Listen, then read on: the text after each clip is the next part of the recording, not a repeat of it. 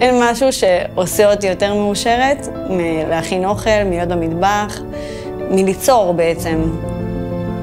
קיבוץ ארז הגעתי כחלק מהשירות הצבאי. התאהבתי במקום, בקיבוץ, והחלטתי להישאר.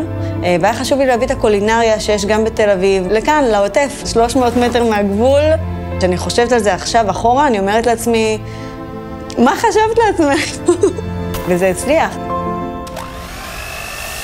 תוך כדי אותו יום שבת אני מבינה שגם בסדרות יש מחבלים, ואז כשאני פותחת את הטלוויזיה, אני פשוט רואה את הרכב של המחבלים, ממש מאחורי השלט של האוריוס, הבית קפה שלי.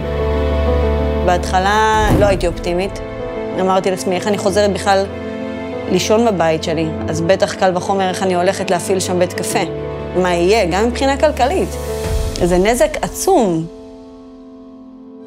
ואז לאט לאט עם הזמן שהוא עבר, הבנתי שאני כן יכולה להתגבר על זה.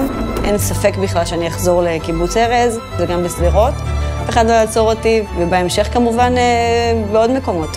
העסק שלכם נמצא בקו העימות ולא יכול לפעול? קניוני עזריאלי בשיתוף הג'וינט ישמחו לארח גם אתכם.